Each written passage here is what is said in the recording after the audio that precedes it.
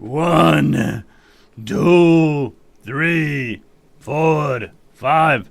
All right. Star of the show here with us here tonight. It's good to see you. Thank you. State Good to see Rep you all. 45. Our favorite state rep. You're just saying that because I'm on with you tonight.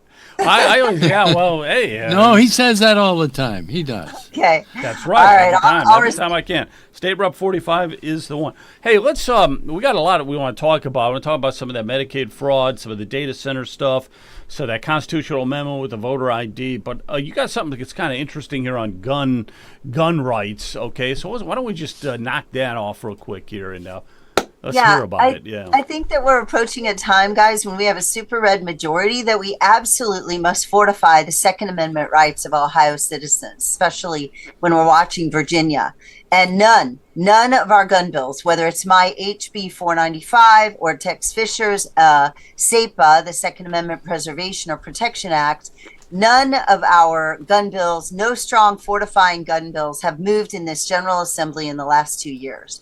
I think when you look at Virginia, that a lot of people want to sit back and think Ohio won't, we're not going to go there. Well, you know what? I'm sure that the Republican majority in Virginia thought they weren't going to go there either. So, Jennifer, real quick, what happened in Virginia for us that don't know? Virginia has all but lost their gun rights. They have changed their education, their concealed carry has gone. We are losing the right to be able to take our cross-border concealed carry license where we have reciprocity with other states. Virginia is talking about different training that maybe other states don't require. And then the federal government, some in the federal government, probably Democrats, are saying that they would like to mirror the Virginia law federally. That is where SAPA, Tex Fisher's SAPA, comes in for us. Sorry, my clock is going off. And so, you know, it in a super red majority, we are without excuse to fortify our gun rights. And that's where I'm at. What are you afraid of then with Ohio? What are you afraid of might happen specifically? Well, we have a weak constitutional carry law. So right now, we have a weak preemption, meaning that municipalities can change different laws and make laws differently. We want to strengthen our state law and prevent any kind of preemption, meaning stricter laws in smaller cities or townships than what the state does. And then on top of that, if you have, you know how we used to have a rifle in the back of our truck? And then if you have a pistol in your belt because you're concealed carrying a pistol, if you get stopped in certain jurisdictions because you have 2 loaded weapons in your car, that is against the law in Ohio. And our concealed carry law requires you have it on your person. So if you're in your car and you take it off your person, now I don't know why you would, but if you sit it in the chair next to you, the seat next to you in your car, that is against the law in Ohio. Wait, are you talking about for a revolver, a loaded revolver? Because I don't carry it with me. I put it right in that I put it like on the seat or something next in the to console. Me. On the console. I have it in the console. You allowed to do that? You have to have it on your person. It needs to be on your person. I didn't know that. Yikes. I did not. The other thing, if you have a misdemeanor 1 or 2. If you have a misdemeanor 1 or 2 in Ohio, you can't concealed carry because, of course, the Second Amendment says shall not be infringed unless you have a misdemeanor 1, misdemeanor 2, or you put it beside you in your chair, right? No, it says shall not be infringed. We need to strengthen our concealed carry law. And this bill 495 allows you to carry other deadly weapons like a knife, which you are not allowed to conceal carry in Ohio. Brass knuckles, you are not allowed to conceal carry. You are only allowed to conceal carry a pistol. No other kind of gun, just a pistol. Brian, so you got to get rid of that baseball bat you keep in the back of your vehicle. Well, I'm a bit floored with that because I thought for sure you could carry it in. You can carry a pistol in the in your console. You can put it there, like if you're walking into a store and you can't carry it, you can put it in your console. But if you are driving along and you have it, you put it beside you and it's sitting in the car and you don't have it on. Concealed carry means you are concealing and carrying. There's some squish in the law that needs to be solidified and clarified. And personally, the Second Amendment doesn't say shall not be infringed unless it's a pistol. You should be able to conceal carry whatever deadly weapon you want to conceal carry. Yeah, absolutely. So what bill is this again, Jennifer, that you're trying to get across? HB 495, and if they don't want mine, then I would totally believe and be secure with the Second Amendment Preservation Act, which is the one that would say that if the federal government does something with our gun laws, that if people come in and they try to utilize our own police to enforce federal law, we would fine our police for enforcing federal law. If they send in federal law enforcement, then we can't do anything if they pass federal law. But we do have state sovereignty, and the Second Amendment Preservation Act preserves gun rights for Ohioans if the federal government makes law that we disagree with in Ohio, and preserves our sovereignty and our Second Amendment sovereignty, to be specific. That's good. We got state reps like you. That's what I keep saying. Hey, let's go over to talk here about data centers this evening here. It's a big topic here in Ohio. So I found this on X. I just want to see if it's a confirm or not. But according to this Data Center Study Commission, is there something going on at the State House that you're aware of tomorrow? This is that committee that's trying to abolish data centers. It says join Conserve Ohio tomorrow, Monday, and pack the State House. Yeah. So what's that all about? The commission was a bill that we passed that would establish a commission that would talk about the data centers. The challenge with that is that the majority caucus, though we are working on things, a lot of our concerns, me particularly, the water quality, air pollution, meaning noise pollution specifically, and some of the damage to the environment has not been adequately addressed.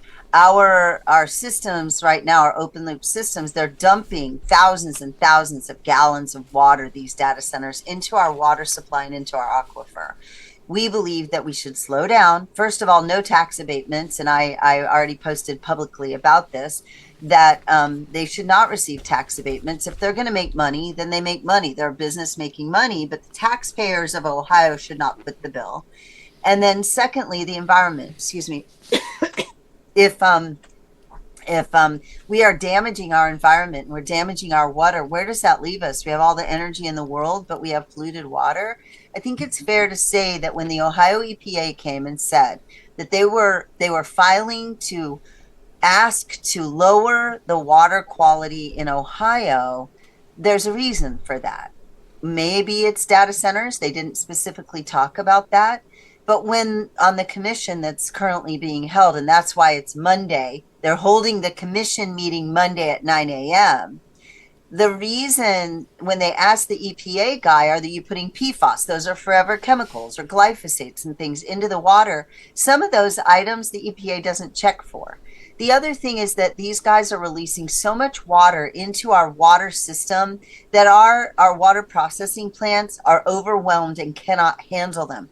Plus, they are not filtering out some of the chemicals that are being used in the water that they are using in these data centers. All of these concerns should be addressed before Ohio is saddled with these businesses that if we allow them, like we have almost 200 of them already, if we are allowing them to do this and then we come back and say, oh, now you got to do a closed loop system where you can't release the water into our water supply, those are extremely expensive.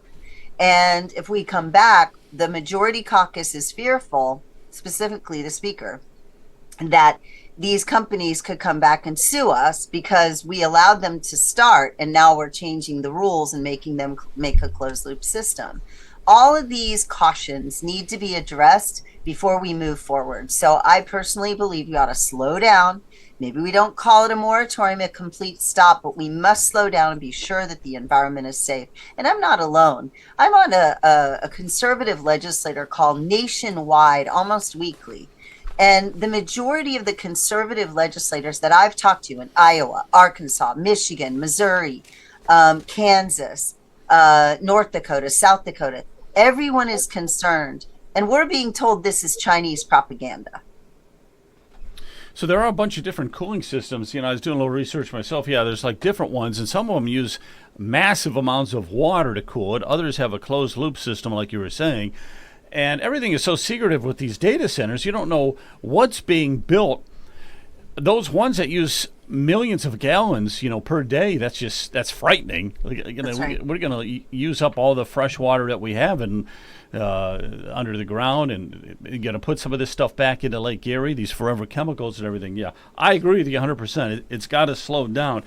Well, now, did not DeWine say that there is, he's putting a freeze at the moment on any new data centers coming in and getting the tax, sales tax abatement and property tax stuff? Is that's something he's done? Yes. Or yes. he's looking into, or what's the story with that then, I guess? Yes, that's what he just put out last week. But I'm in agreement with an organization called the Legislative Energy Action Foundation.com, and they're out of Texas. I believe the lady's name is Nancy White. These guys believe that before these data centers come in, and she has legislation that I'm looking at that says the communities that are going to be affected by these data centers need forewarned, and they need to be aware these things are coming before it ever happens. And then there are some people who believe that there should be a vote placed on a ballot so that the community can vote as to whether they want these things. Now, you can argue about local control, but there are also some people who want to call data centers part of our infrastructure, a critical infrastructure. That would include things like medicine as a critical infrastructure in the United States. If we call data centers critical infrastructure and part of the government, then that opens up a door for government then to require some of these things. They're no longer a private industry, they're infrastructure, and therefore the government and the legislature has a little bit more power to act, because right now we see them as private business, and we try to separate private business and government. Yeah, absolutely. All right, let me get to a couple of questions. You have a question on data centers? I've got all sorts of questions on this. I'm more than a bit confused. I've got Tom Zawistowski, who's been doing this for close to 20 years. And he's saying, Brian, you're all wrong about the data centers. All of this information, this misinformation or disinformation, is all Chinese propaganda, and there's nothing wrong with these data centers. And my question is, well, how many data centers can we handle in the state of Ohio? We've got 200, I understand now. Can we handle 2,000? Can we handle 20,000? Is there an upper limit on the number of data centers? Because, quite frankly, they're coming here because of our natural resources and our land availability. And Perry Village here in Lake County was a prime example of them talking to the mayor, the former mayor who dropped out recently, and they signed an NDA.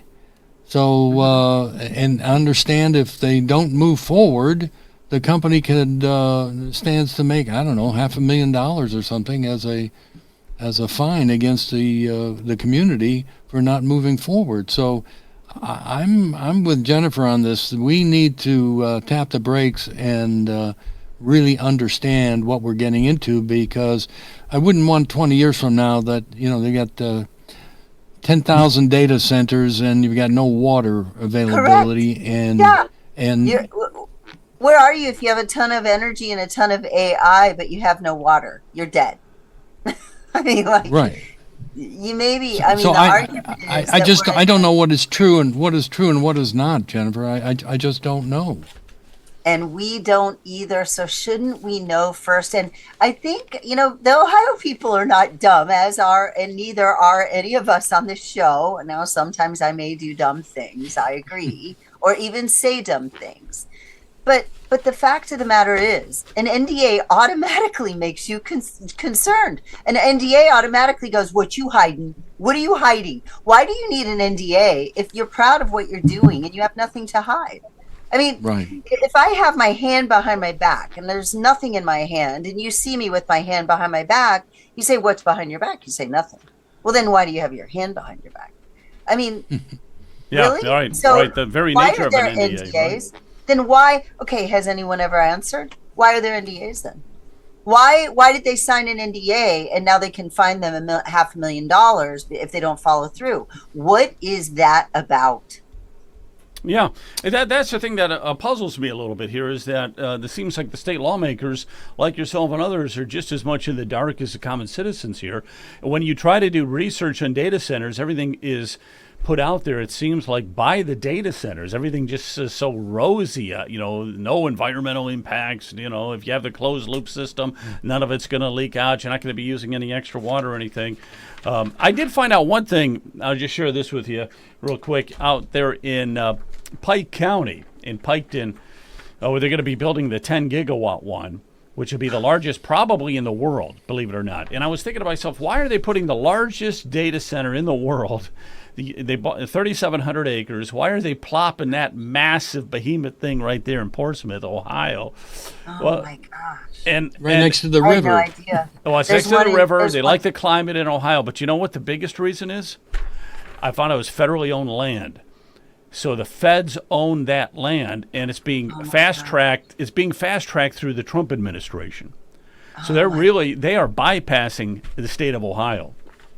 Now, when they did the groundbreaking ceremony out there in March, you had all the figureheads out there. You had DeWine, you had Ramaswamy, Jay Edwards, Christina Rogner, and on and on and on. Everybody was out there to get themselves into the picture. But then I'm also thinking, well, I don't even know if Ohio's involved in it. I think it's totally the feds are fast-tracking that one all the way. So that's another issue. If it's federally funded land, I don't know if we could stop them. Well, they're going in building. everywhere. There's one going in Springfield. There's one going in Portage County. If not, it's already there. I mean, there's 200. I mean, we are a big state, but not quite 200. But I'm the co-chair of the Ohio Maha Caucus, and we had Mr. Stephen Petty, who is an expert chemical engineer, and he talked about the necessity to have attached water treatment facilities in these things and change the operations. So anyway, I apologize for my clock. I'm going to have to take that off the wall. That's all right. We love it. We love it, hearing the clock and everything. I'll let Jonathan come in here. Okay, so first of all, I'm going to say I'm all for all the great conversation about potential impact to water, noise, the sound that these things make, and environmental impact, etc. But I am unwilling to get to that stage of conversation before the questions are answered about why we need them. That's fundamental. That's critical to me. I am unwilling to allow, under a government-run or private enterprise, the sorts of things that these things portend. The implications of these data centers, and I want to put it in perspective for our listening audience. I ended up in a conversation with George Satari last night. George and I were kind of kicking this whole data center thing around. To put things in perspective, I've had occasion to tour a couple of data centers, and these were, I think the most recent was probably over 15 years ago, and it was a very large space downtown Cleveland. If you want to put things in perspective, George Satari is a CPA, and he thinks in terms of accounting software, and he said there are 5 million people that use QuickBooks. This server that would support and serve 5 million people would probably fit in your closet. That's all data. We now have most businesses, big corporations, that are putting all their corporate data, their everything, in the cloud.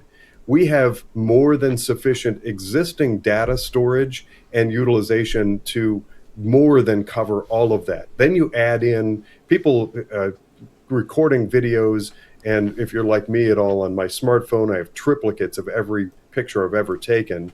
Those things store very easily. In fact, in my office, I have about 40 terabytes of storage space. That could support probably a city block of people. When you get into an average data center, the size of one may be the size of like maybe a Target at the largest. If you replace that, and let's say we build a data center that's the size of one of those big, giant Amazon distribution centers, those are around 1.5 to 2 million square feet. I believe that the current data that people tend to cycle through, which is posting online, social media, etc., with maybe a couple of those data centers that are the size of an Amazon distribution hub could service our entire continent, Canada, America, and Mexico. We're now talking about building data centers that are 3,000 to 7,300 acres. It's inconceivable the order of magnitude of growth that represents. So anybody who's out there who is concerned about centralized banking, digital currency, about digital ID, tokenization of stuff, which gives up your control and your rights to ownership of things, has to be asking the question, why on earth would we step aside and allow data centers to be built when nobody can prove? I challenge anybody out there. Send in the heads of Oracle and I'm in NVIDIA. Columbus, Ohio. It's home. Try to convince any sane person that we need to take the data centers we currently have that are more than sufficient, but somehow magnify or multiply them by, I just made up a term because I don't know a large enough number, like a squintillion fold. Why do we possibly need 7,000 acres of data center when the current stuff we have, which is neatly tucked into spaces all throughout the state and the country, they're more than sufficient? Add in the last piece of the puzzle for me, and then I want to kick it back. And yes, I'm more than happy to talk about environment, etc.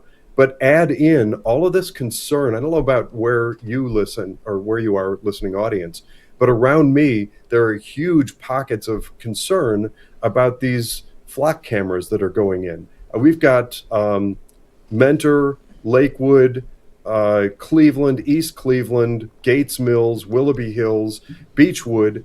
All of a sudden, everybody's all over social media saying, why on earth, why do we have all these, and Timberlake? John Mara has been on this program. He's the mayor of Timberlake. Timberlake's another one. Why do we suddenly need flock cameras going in everywhere? Coincidentally, at the same time, we're building massive, over-expansive data centers that we don't appear to even need. That's the starting point for my line of question.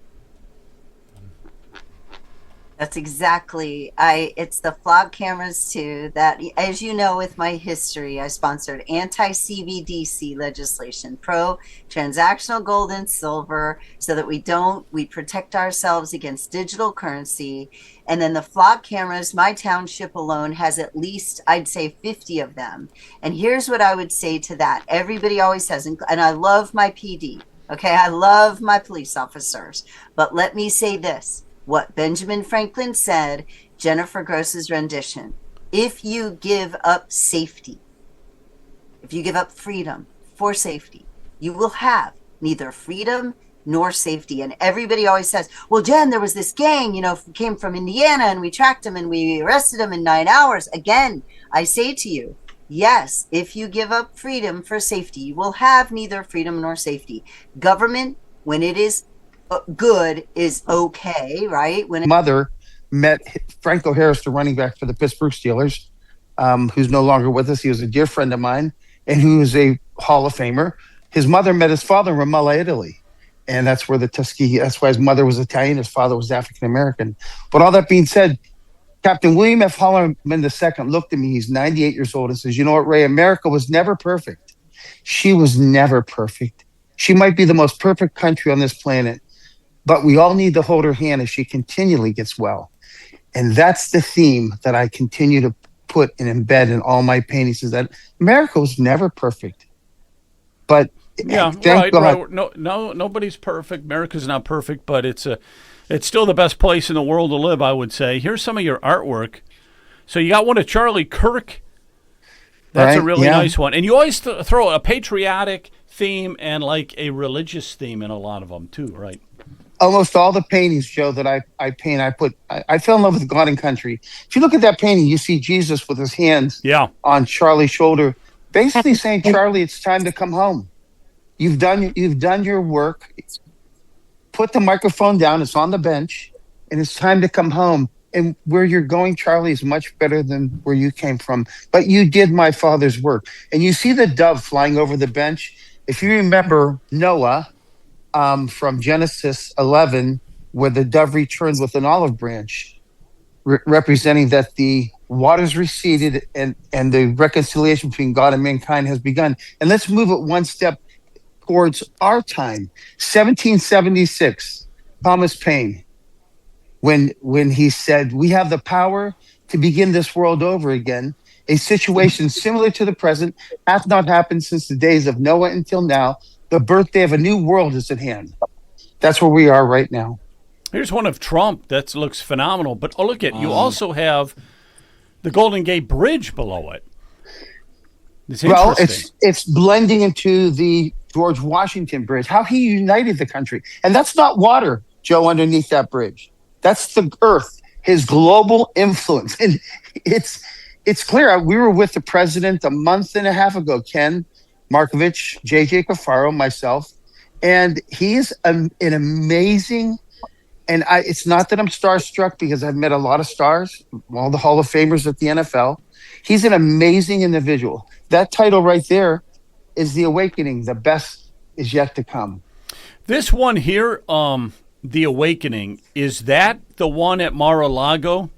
That's his. He said, "You know what, Ray? That's my favorite painting." He told J.J. Cafaro, who commissioned it, who's President Trump's very good friend. And he says, right when you walk into Mar-a-Lago, he says, "Ray, I see that painting every morning. I go to my office here in Mar-a-Lago, and every evening I come down the steps. I look at that painting." And because you see him looking down in prayer on the left in somber blue, looking to the future. And when we presented this to President Trump, you see the lone eagle, Joe, Heather, over the White House. Yeah. I said, "Mr. President, from day one of your presidency, you stood up for what American values represented.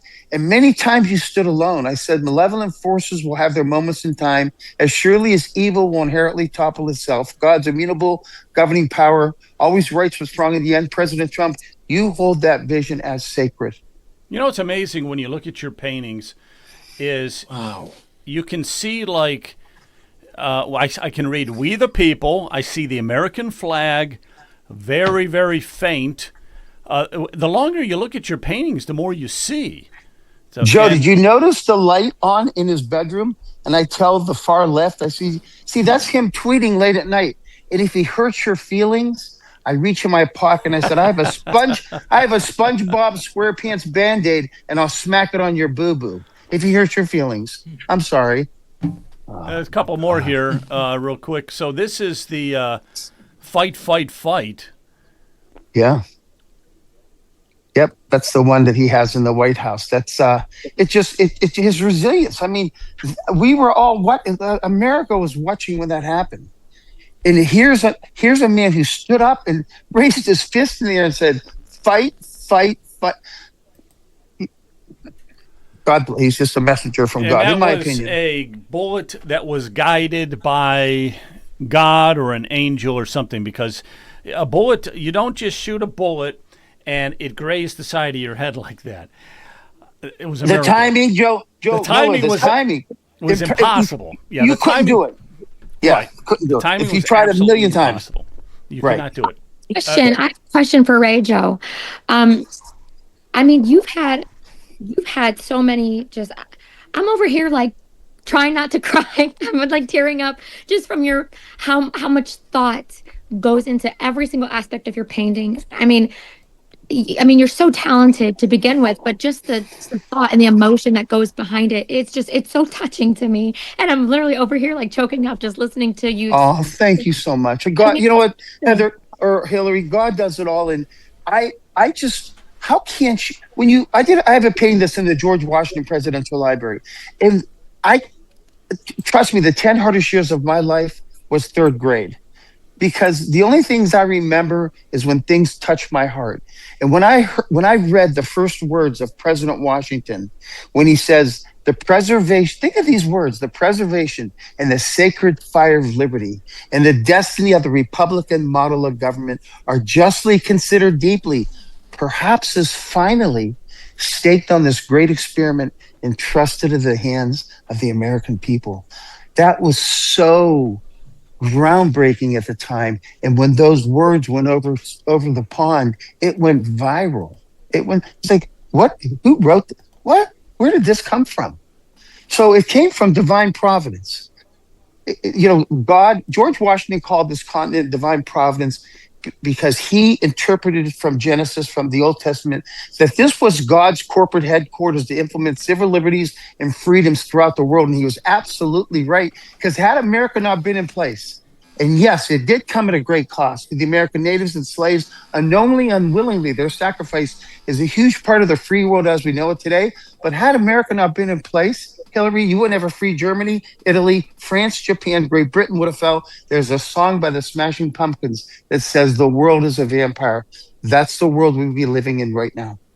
Well, I wanted to ask you, what out of all of your art, out of all of the paintings that you've done, which is your favorite, and and why? I don't, you know what? Once I'm done, I have to tell a story in a painting. And it's hard to say which one, because I did one that's in the Abraham Lincoln Presidential Library called America's Story. And he's sitting at the steps reading to multiracial children. The tallest child is biracial, representing his growing understanding that we all belong together. And you know what I paint? And I just spoke to the curator, Dr. Ian Hunt, last week, because I'm doing another painting of the Gettysburg Address. And you need to understand history to understand what's going on today. And Joe and I had this conversation. You need to understand what the Democratic Party's been doing since the Dead Sea was sick. It's been doing it forever, and they're still doing it today. And the Republican Party, they have gotten worse and worse and worse. And now they're pure communism. I don't know what they are. Joe, if you're in New York, they took God out of their own democratic constitution. They don't even mom and dad. You can't say mom and dad in New York, Colorado, or California. We can't say legal terms. You can't say mother and father. Hey, I'm going to show one more picture here, and then I'm going to let some of these guys ask you a question. But this is the one you wanted to make sure that I mentioned. So let's put it here. Is this the mural? Is this a 12-foot mural? Yes, it's you have a cutoff there. I do? Yeah, should be bigger than that. All right, let me see if I have Hang on a minute. But tell us about it. Tell us about it. So you can minimize the percentage of where you can see it. So I see. Wait a second. I got a different picture here. Here's one. There we go. There we go. Okay. Yeah. That is, wow. So wait a minute. If you haven't painted it yet, what is this? Oh, that's painted. It's done. It's downstairs. It's done. I can take. Yeah, it's done. Mm-hmm. I got you. Wow. Oh yeah, yeah. It's you can't paint everything that America's done, but you wanted. People say, well, why is President Trump in there? Well, he's the sitting president for a 250th anniversary. But you painted our founding father. You painted the Declaration of Independence. President George Washington, who we could spend hours and days talking about President Washington. World War I. Look at the image of Abraham Lincoln and Dr. Martin Luther King walking hand in hand into the future with a child. Amazing. And then you see Thomas Edison, the raising. It's like, look how I addressed the future, AI, where George Watt has their arm around the boy, and you have AI on the other side of the boy. And President Trump's vision of man reaching to the stars, creating Space Force. Yeah, the whole thing. It's just magnificent. It's beautiful. It's unbelievable. Let me go around the corner here. Let me go around the. What do you think of those paintings? Not too shabby, huh? They just blow me away. Those are amazing. Mr. Simon, I've never heard of you before, but now that I know, I've seen your paintings. That's a real gift from God that you have, and God bless you for doing that and sharing that with the world. It's amazing, just amazing. Thank you, Brian. You know what? I've dedicated my life. I do a lot of. I did the painting of my father, A Nation Remembers. For a lot of my paintings are veteran based. World War II, Korea, Vietnam, the history of the army. But I designed the paintings with an oval in them. I have one here to the left of me. In fact, let me grab. I'm going to just show you something I have here in my home. This is my father, June 6, 1944, jumped 2 miles inland out of a C-47. Let's see, right here. Yeah, there you go. It's called A Nation Remembers.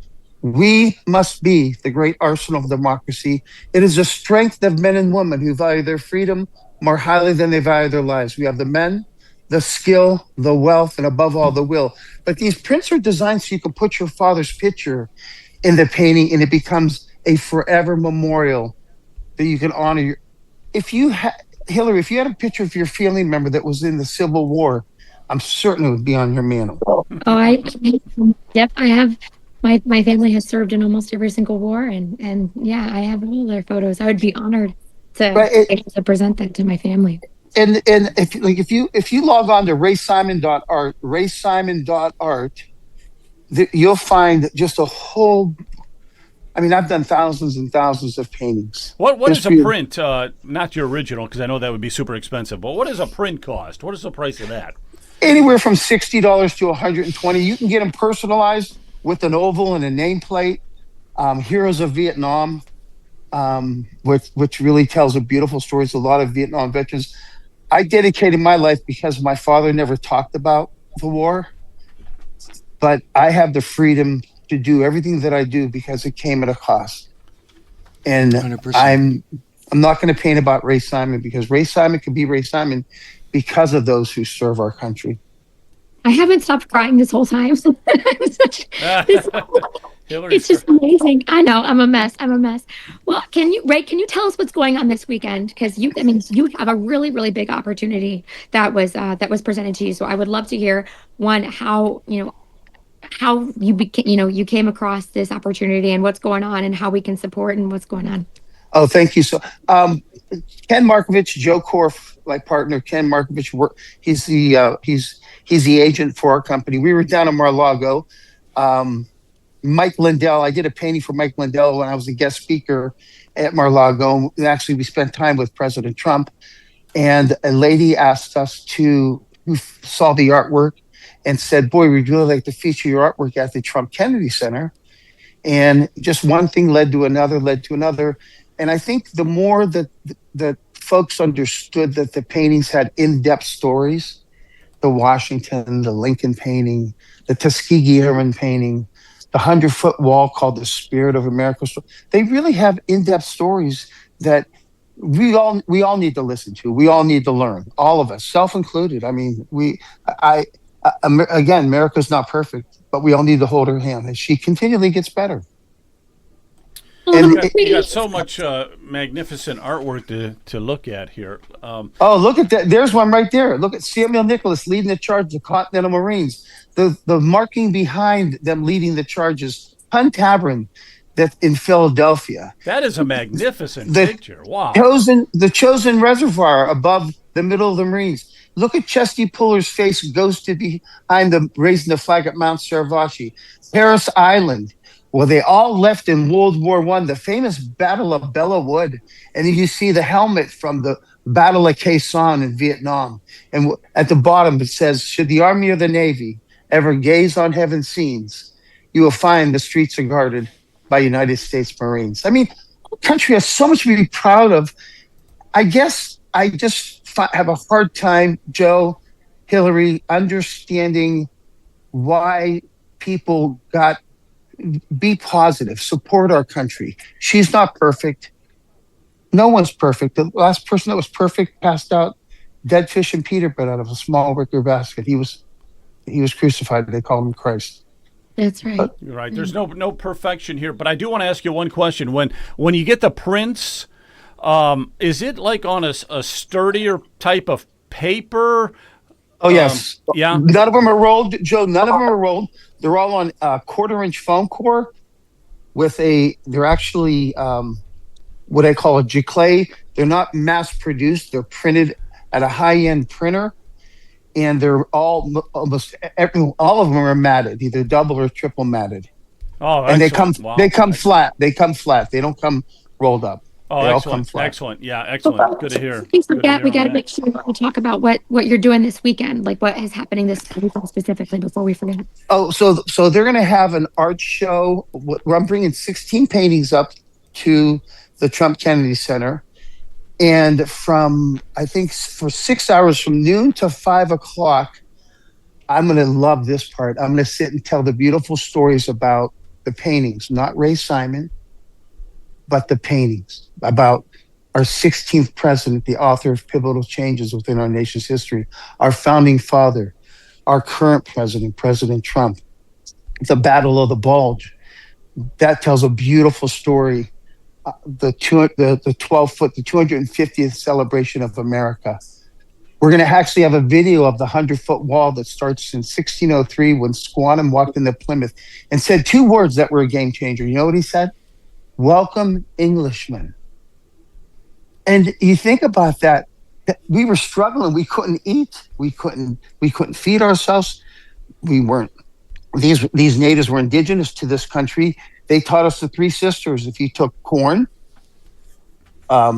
squash, and green beans, and you planted those seeds together, it increased the survival rate of that plant by 40% because the squash made an umbrella to keep the moisture in, allow the green beans to grow around the stalk of corn to grow, the green beans would grow around the stalk. So they helped us survive. That's incredible. And so for those who are like obviously interested in going, this is in Washington, D.C. at the Kennedy Center, this Sunday, right? This Sunday, the 14th. So a week from today, I'm going to try my absolute darndest to be there because, I mean, not just to support you, but because you're right. This is, to be patriotic, I feel like is like normal. You know what I mean? It's how you should be.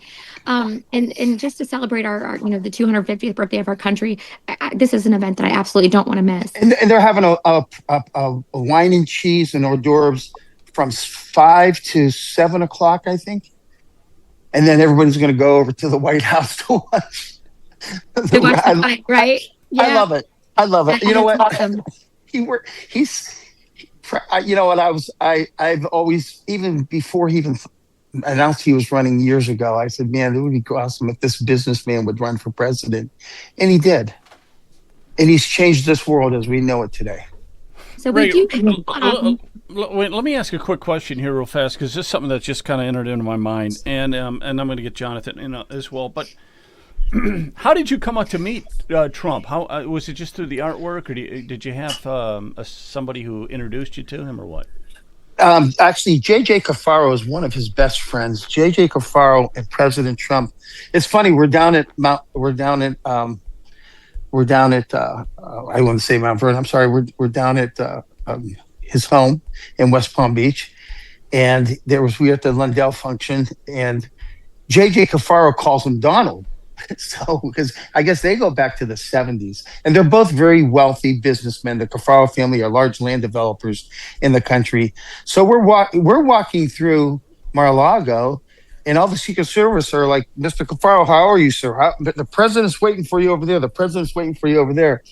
So I see President Trump sitting at a large round table, and J.J. Cafaro says, Donald.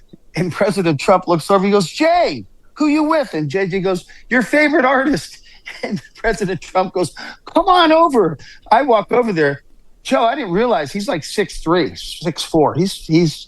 He's big. I'm looking up at him. He put his arm around me, and he's a big man. And we sat down. And one thing that's interesting, we sat there for quite some time talking. And one thing that President Trump does, from what I'm told after he asked the question that he asked, what kind of threw us all off, he asks people questions because he wants to get an overall view of what's going on and things that he might do. And he looked at J.J. Cafaro and I both and says, so what do you think? Should I bomb Iran? My right hand of God. And I looked at it, I was like taken back, and I said, well, Mr. President, I said, in 1983, in my opinion, I think Ronald Reagan, when Hamas funded the bombing in Lebanon, and we killed 328 Marines in the barracks. At that time, President Reagan and Israel should have put a large base in southern Lebanon, and we wouldn't be having this discussion right now. And he looked at me and says, Ray, you're absolutely right. You're absolutely right. If Ronald Reagan would have put a military base, a large base in southern Lebanon in 1983, you wouldn't be having any of these issues right now. Let me go over to Jonathan. I'm sure you have a question. I do. I have a lot to say. Thank you for this. This is a spectacular conversation, and I'm delighted to meet you. Thank you for doing what you're doing.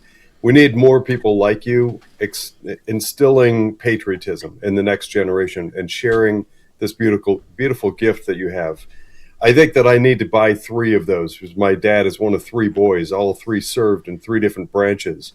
I actually have my dad's folded flag in the corner of my office. So the questions that I have, too, I saw a brief video before the program started of you using an airbrush. Do you prefer Yes. airbrush? And my second question is a little bit bigger. If cost were no object and Trump waved a magic wand, what would be your ultimate project to put forward the message that you clearly believe in a patriotic America? What would you paint? What would you do if there were no obstacles and cost was no object? I would love to have the. Thank you for asking that question. Let's start here. Harvard University put out a study that said that students and people who look at allegorical paintings learn much more effective than those of conventional methods of learning or watching a video, even some of the new technologies of today. All that being said, if I sent you the video of, if we can get each other's phone numbers and I sent you the video of the Battle of the Bulge, the George Washington painting that he had up on the screen, they use it currently here in Austintown school systems to teach secondary education on the 2-week course that they teach of our founding father. Because by nature, we're all visual learners. And if you ask me that question, I would love to do a large mural that would encompass America in its entirety and having visual reference that students can learn, that would be put online, that would have an educational platform, a tutorial, and assessments, testing. Because when they use my George Washington painting and you look in the wheat field and you see the fox looking over his shoulder, the kids raise their hand and say, that's the Second Battle of Trenton at Assumption Creek, where British General Cornwallis had George Washington pinned down and said, the revolution's over. We got him pinned down. You can see the reflections of the fire on the water. And what did President Washington do? He says, guys, stoke the fire, put the kettles on the fire, take your coats, make more tents. And at 3:30 in the morning, he snuck out 930 men out. And what did British General Cornwallis do when he arrived? Oh, there's the Tuskegee Airmen that I was with at the National Archives right there. When Cornwallis arrived at 6:30 in the morning, what did he say? That bloody old sly fox did it again. So when you're in that classroom and the teacher says, what is that? Why did the artist paint a fox looking over its shoulder in the wheat field? Those kids raise their hand and say, that's the Second Battle of Trenton. Because by nature, we are visual learners. And I think one of the things that's hurting this generation today because of technology, because of so many distractions, is where our nation came from and the humble beginnings. The 13 stars ghosted over the wheat field, the humble beginnings and the journey that it took and the transition that we took to get from there to here. Let me ask you a question, Ray. So if we were to put together an event, it sounds like you'd be able to bring some of your pictures and not just show your artwork, but it would also tell a story. We could almost do Absolutely. A story about America. And I did that at the Medici, Joe. We have to look into organizing something like that. We have to look into organizing something like that. Because I have 8-foot paintings, canvas paintings of these that I sit on a stool. In the picture of Abraham Lincoln. And to the right of him, people say, why did you paint a ghosted image of the spirit of Lincoln peacefully walking down the railroad tracks? And you know what I tell them, Joe? I tell them Abraham Lincoln's funeral was the largest funeral in the history of America. 7.5 million people came to say their last goodbyes to beloved president. Many of them were newly freed slaves who looked at him as their savior. So I painted a ghosted spirit of Lincoln peacefully walking down the tracks towards a new dawn in America's future. You see the shadow casting down on the tracks. To the right, the cannon draws silent as the nation heals, but ghosted in the horizon on the right and on the left, with Lincoln in the middle, sitting at the steps of the Lincoln Memorial, reading to multiracial children, are slaves working in the cotton fields, who never lived to see the installment of the 13th Amendment, but they await upon his arrival to thank him, embrace him, hold his hand as he did theirs, and take him home after his work has been done. And there's one woman in the cotton fields with her hands around her bosom, bearing child, knowing that her child will be born in just the beginning stages of a free country. And the words of Abraham Lincoln embody that painting. And they're just important today as when he said in 1863, he said, "We must not be enemies, but friends.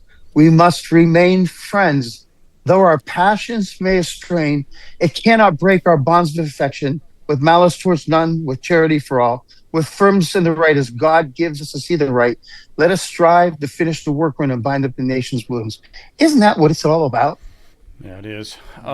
One other thing here. So with this 12-foot mural, you have not presented this yet, have you? Have you presented this to the okay, when does that happen, and where will this be after you present it? What building will it be housed in? I don't know that. I can't answer that yet because I don't know. I know first time we're going to actually physically unveil it is going to be at the next Sunday at the Kennedy Center, the Trump Kennedy Center. Oh my God, I have to be there for that. I come hell or high water, I have to be there. It's going to be so. It's going to be awesome. Wow. We need to do a whole night with Ray Simon, like just a night with Ray Simon in a big auditorium. Just put you on stage with all of your paintings, and we'll charge tickets, and I could listen to you talk all day long. You know what it is, Hillary? We could do an all night, an all year, a forever year event with America, because she's really, a lot of people don't. I love history and I love America and I love God, but a lot of people don't realize how unique our country is. A lot of people don't realize that when our founding fathers wrote that we hold these truths to be self-evident, that all men and women are created equal, that we're endowed, gifted by our Creator with certain unalienable or untouchable rights. When that went across overseas over the pond, it went viral. It went viral. They're like, who in the world wrote this? What? It was divine providence. This was God's corporate headquarters to implement civil liberties and freedoms throughout the world. And actually, Washington, that's how he viewed it. And Washington was right. Because think of the world if had America not been in place. Unrecognizable. The world would be unrecognizable today. Don't you guys agree that you could just listen to Ray talk all night long? I know I could. I mean, you're so full of knowledge and passion. I literally could listen to you all night long. Well, thank you. Well, God does it all. It's just, how can't you love America? And I guess what hurts me, and it hurts all of you, that's why you're doing what you're doing, is when you see the far left. You know what? You realize that Satan is alive and well. Isn't there a wonderful word in the English language? It's called balance. God created balance. The moon actually stabilizes the earth. Balance. God, Stephen Hawking, who's an atheist, says, I don't believe in God, but none of this could have happened randomly. I call it intelligent design. And when Moses walked into the mountain and Moses says, who should I say you are? What did God say? I am. God's like, I don't care what you call me. Just hear me now or believe me later. Right? Remember that? Just know that I am. That's all I need you to know. Not my name. Don't care about my name. No. So all that being said, so Stephen Hawking, you do believe in God. We just call it God. You call it intelligent design. All that being said, God could have made us automatons and worship him unconditionally, but he gave us a choice. Because you don't want your husband to love you because he has to love you. You want your husband to love you because he wants to love you. Well, he better. God's no different. Right? That's right. And I just found the painting. I just found the one that I want, Ray, right here. Oh, yeah. So I've got to get this one. I dig the boat. I love that boat, that time frame, those Scotty Sarks. And then you've got that's the USS Constitution right there. And Samuel Nicholas leading the charge from the Continental Marines. And Squantum with holding the peace pipe. I mean, think about here. I got to share the story with you guys real quick. I was on NPR radio a while ago when I did the painting for the World War II Battlement Commission in Washington, D.C. back when it was Tom Hanks was on the campaign, and I was working with General Hurley, General Sullivan, and General Creighton W. Abrams, the son of General Abrams. All that being said,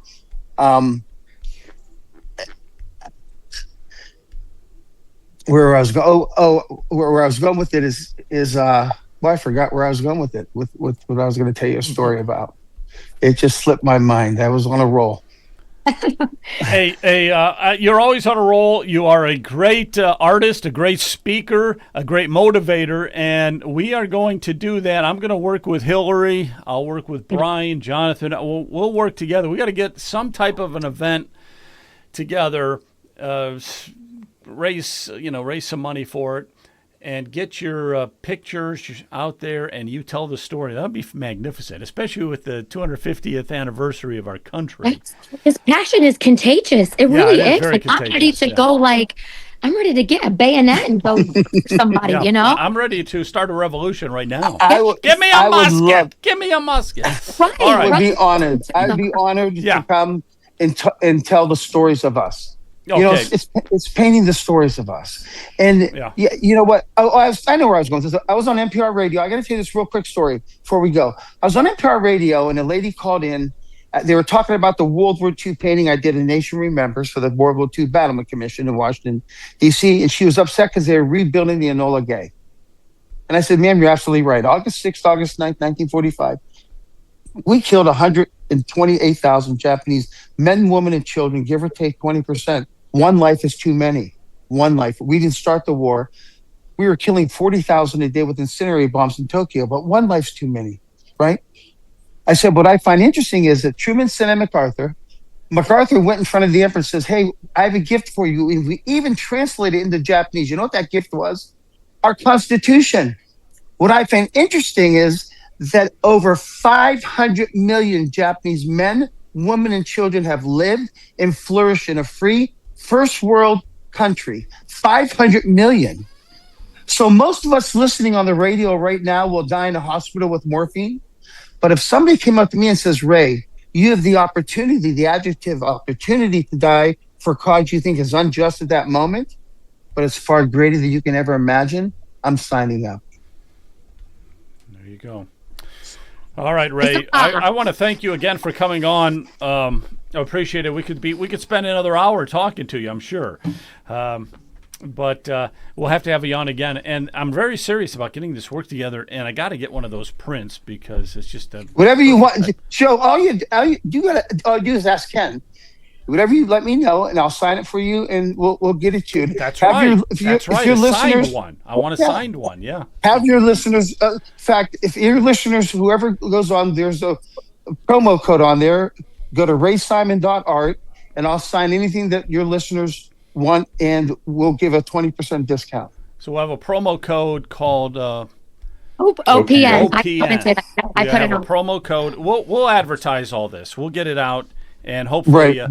But yeah, hey Ray, thanks a lot, man. I really appreciate you coming on. We could talk for a long time. We'll have to have you on again, but thank you. Got to move amazing, on. man. Move on here. It is very amazing. Thank you for all you do. Thank you so much. Thank you. I appreciate your time. Thank you. So if you're Ken, we've got our next guest. I'm going to get to Dustin. Dustin, hang on a second. Coming right to you. Ken, what about our merchandise? Maybe talk about that, huh? Yeah. Make sure to we appreciate we got a great crowds Friday on all the different platforms, especially on YouTube. Make sure to follow us on all the different platforms. If you want to get any kind of we do have a 250 t-shirt with also Ohio tax on it. But go to ohiopoliticalnews.com/shop to get your merchandise there. Also, if you can, I see a bunch of people in the Rumble and YouTube and Facebook. If you want to do YouTube, you can do a super chat. We appreciate that. If you want to do also Rumble rant, in Rumble, there's a $sign. You click on it. We appreciate that. And on Facebook, it's the stars. We appreciate that. It does cost money to do this. We are trying to build this network up. And if you can support us in any way, you can also be a member on YouTube and be a monthly support. You can also do that on Rumble with locals. So you can also, help us out that way. There is a donation button on our website if you want to donate and support us that way. That we'll really appreciate that. Make sure to, also share this. Let people know about. We did have a nice audience Friday with everybody watching and the announcement with Brian. And thank you for tuning in.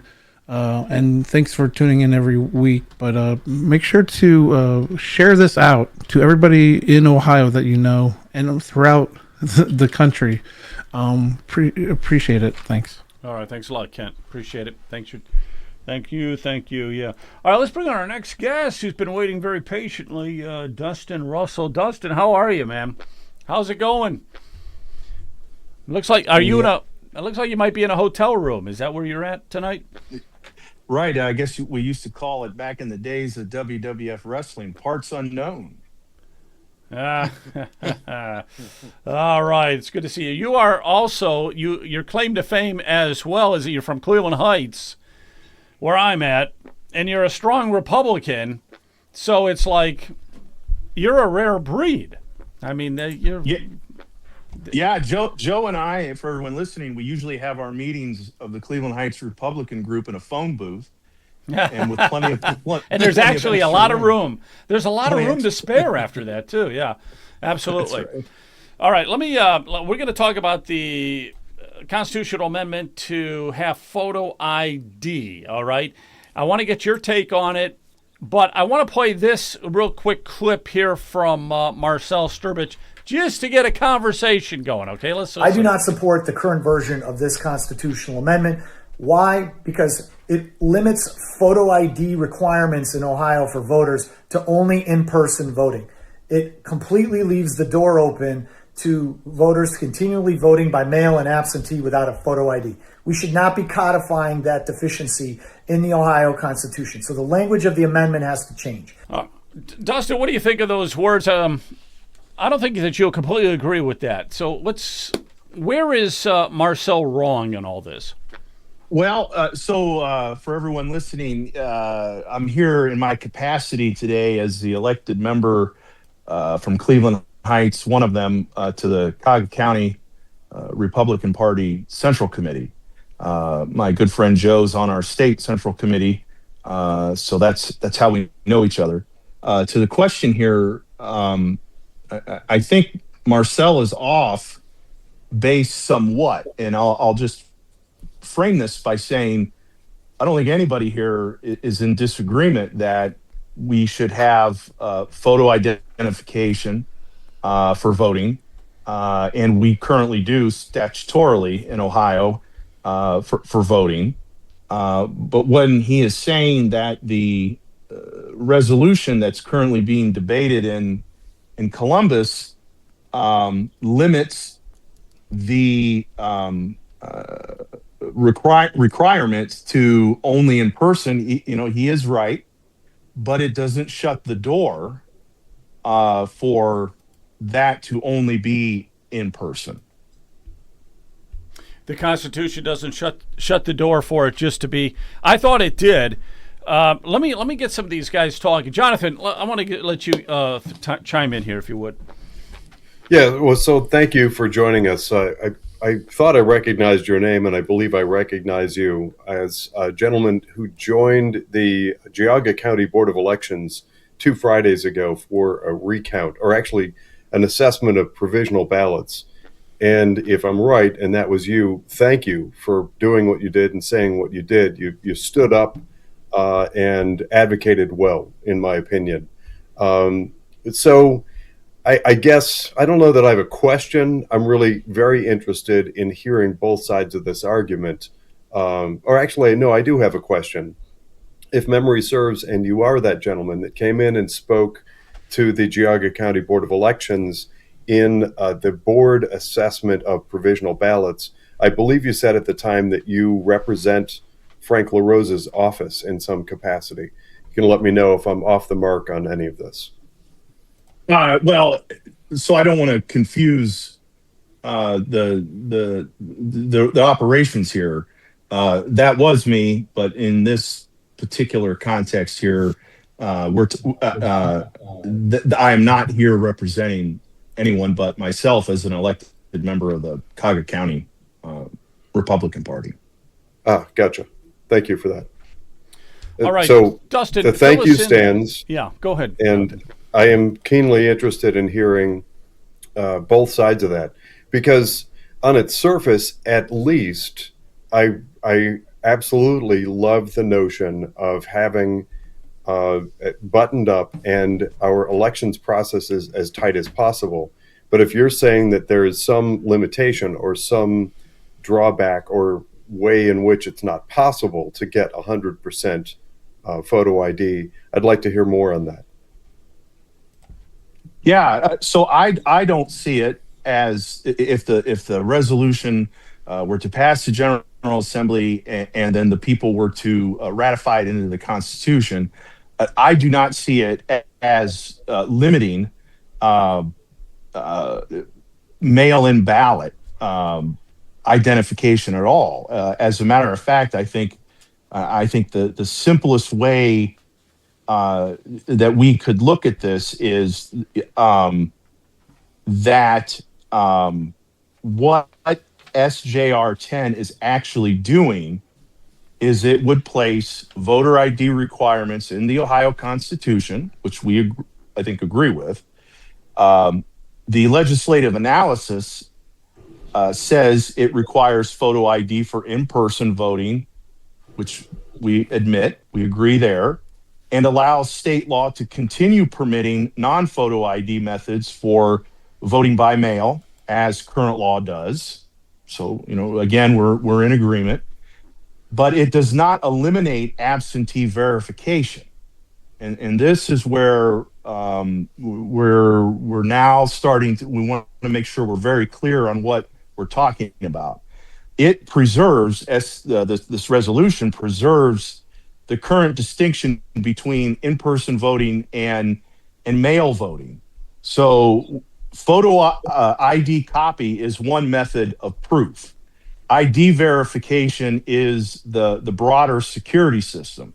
So Ohio absentee voting already uses ID numbers, signatures, registration records, BMV social security data checks, ballot envelopes, barcode accounting systems. There are strict rules in this regard.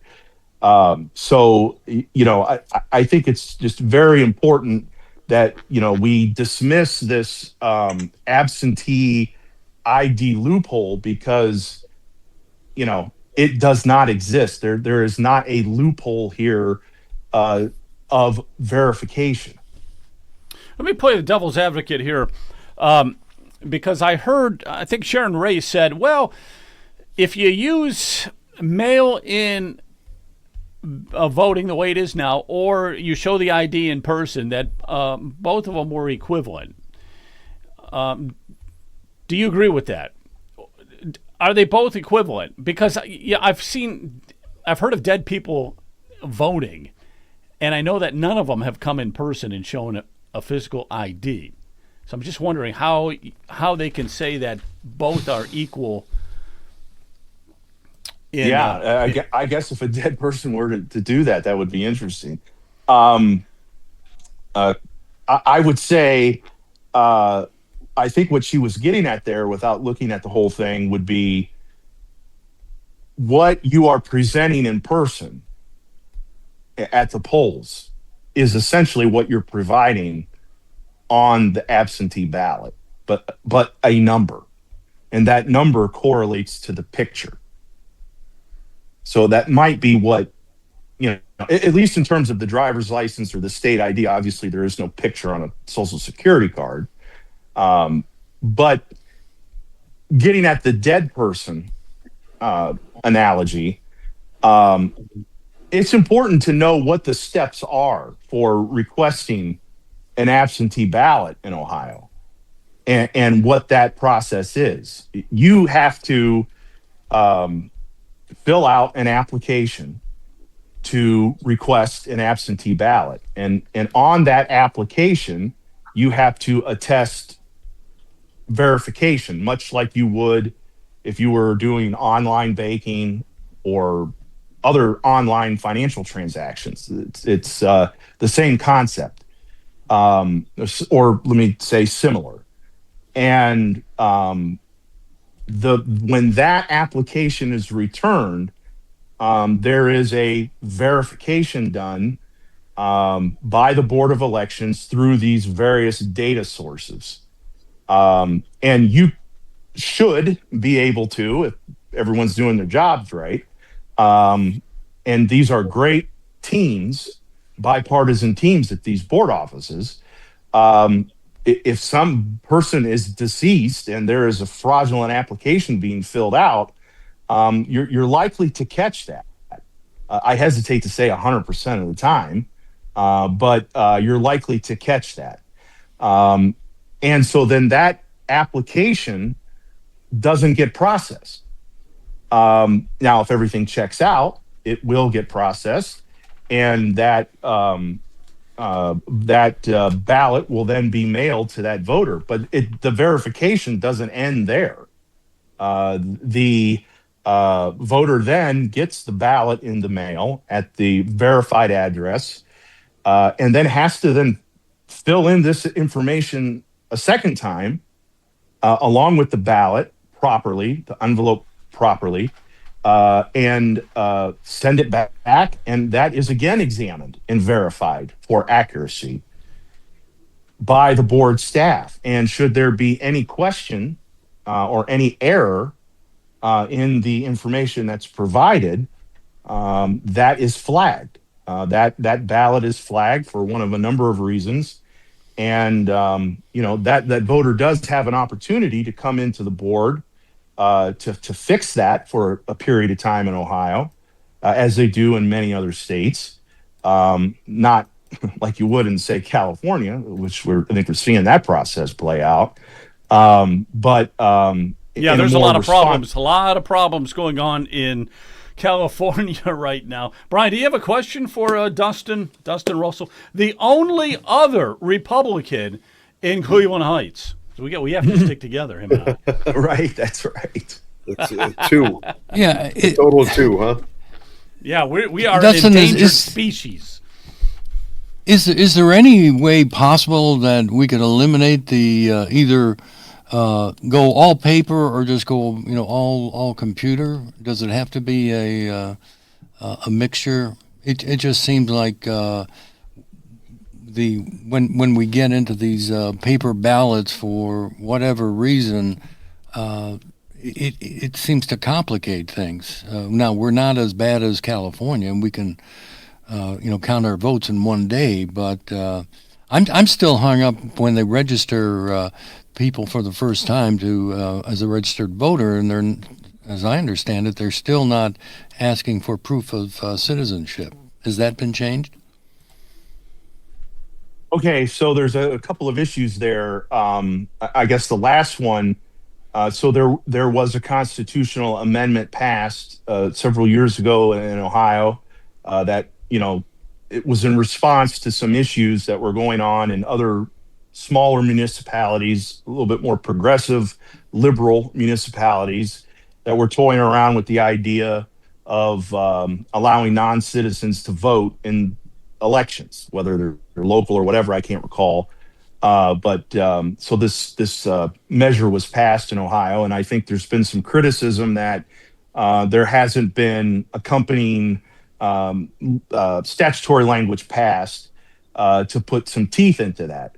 That brings up an interesting, debate, and somewhat related to this issue. Does any of this matter in the long run of what we're doing here today?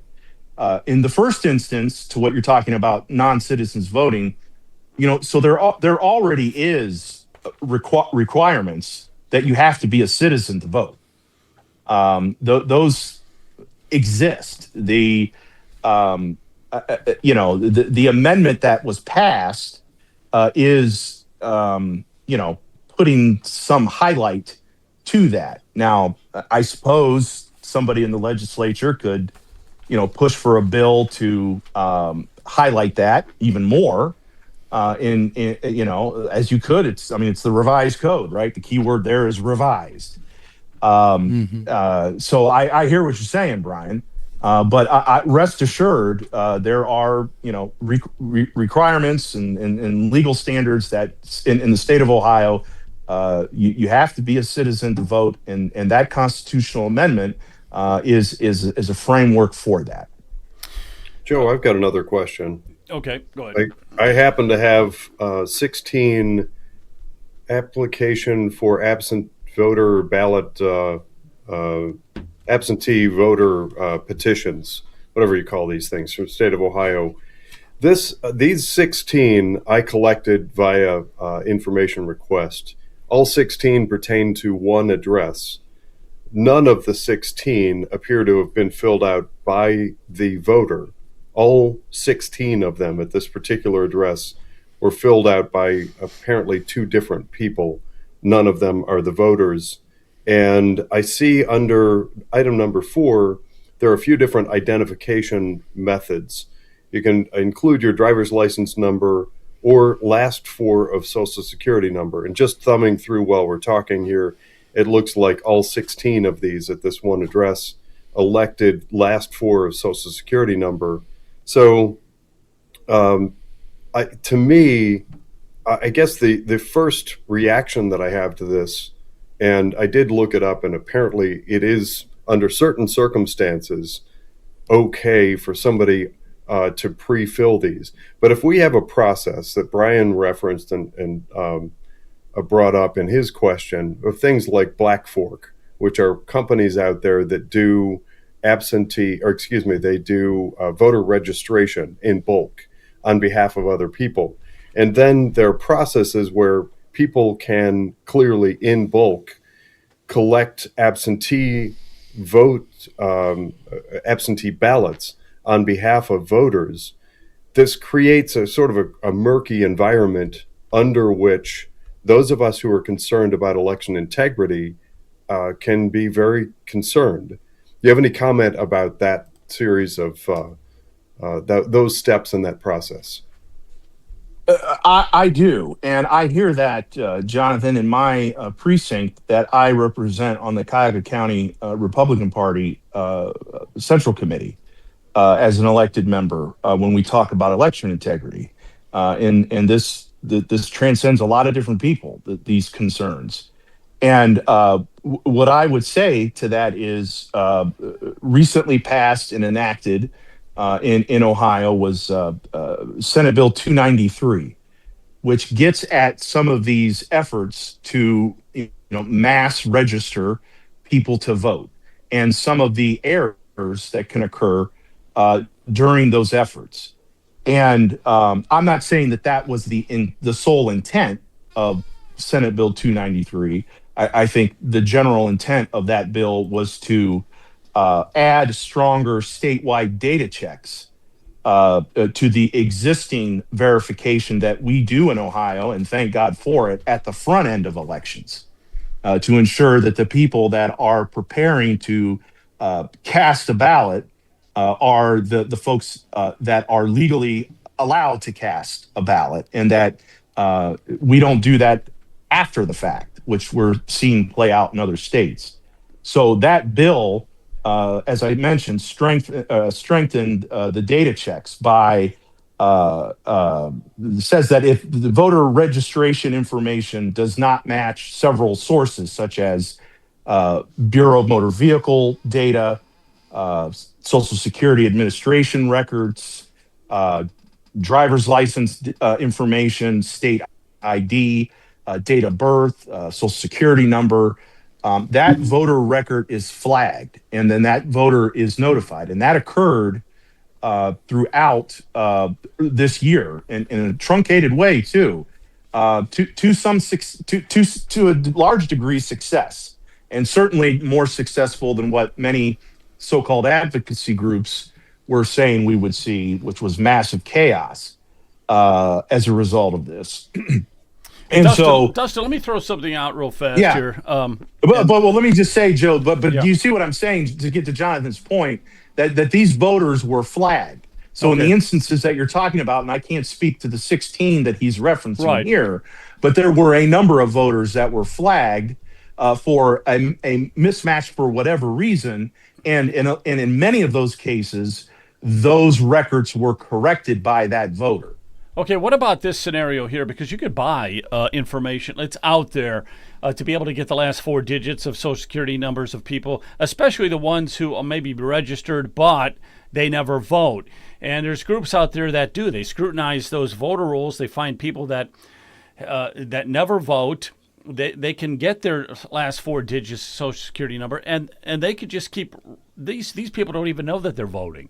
You know what I mean? Because it's a con game. It's all done through the mail and balloting and everything. So, do you think that could be a problem or an issue? And you think that's an issue or not? Well, if I could buy last 4 digits of Social Security numbers of people, match them up to those who are inactive, who don't really vote, but they are going to be voting, and they don't even know they're voting.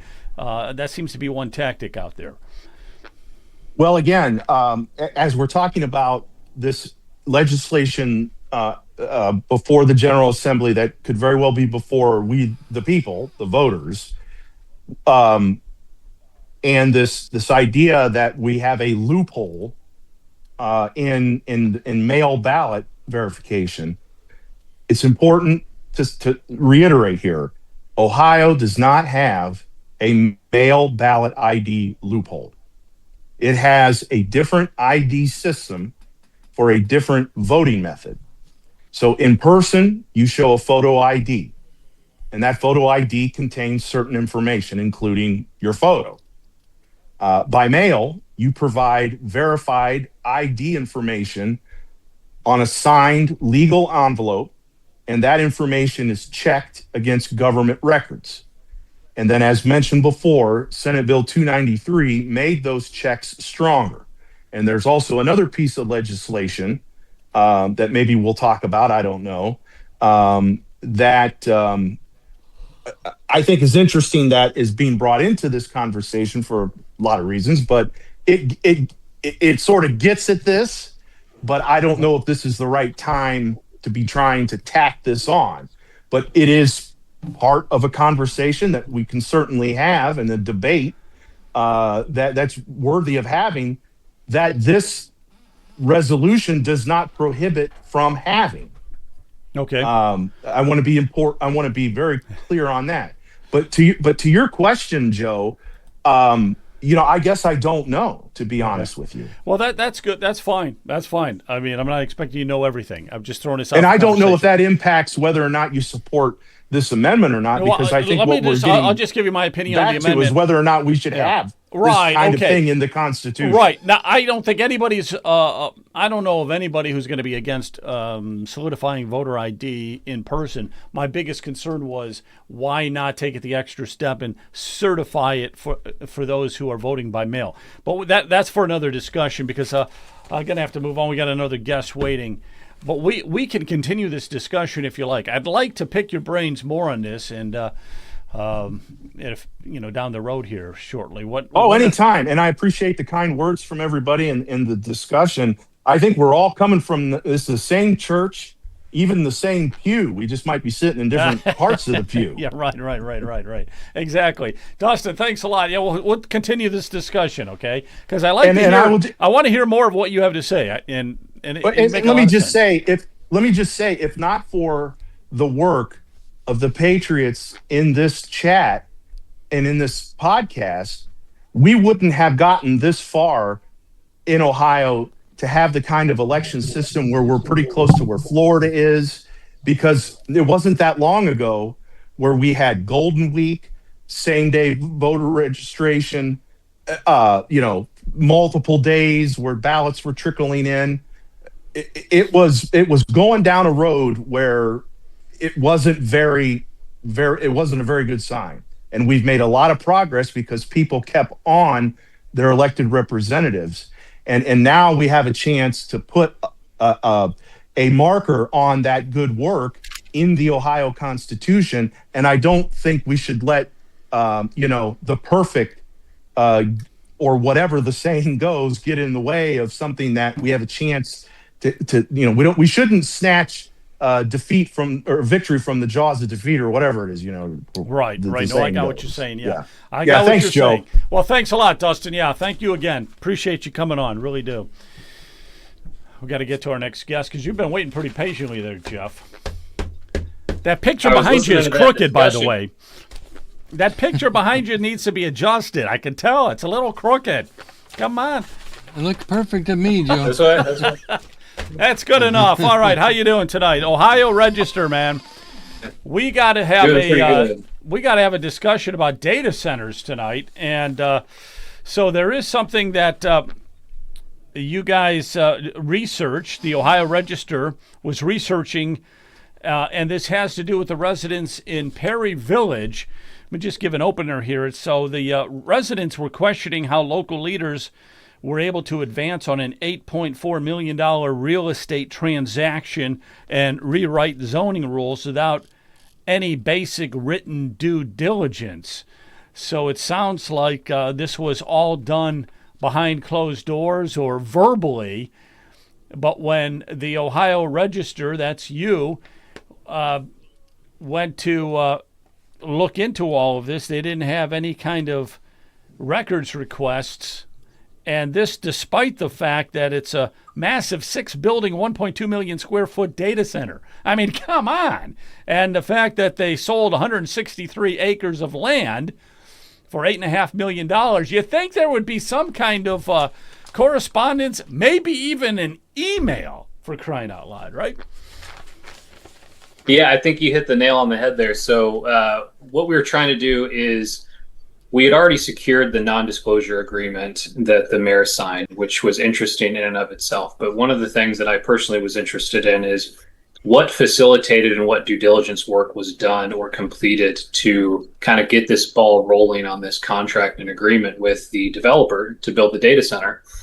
Obviously, there's a lot of talk now about how data centers will bring jobs and economic prosperity and all these great things. I think we just wanted to have some sort of documentation on hand because it appeared as if the land deal was done almost exclusively behind closed doors, as you mentioned. The non-disclosure agreement we secured even outlined that fact, that it didn't want any discussion being done on public record in open meetings. It wanted it all in executive session.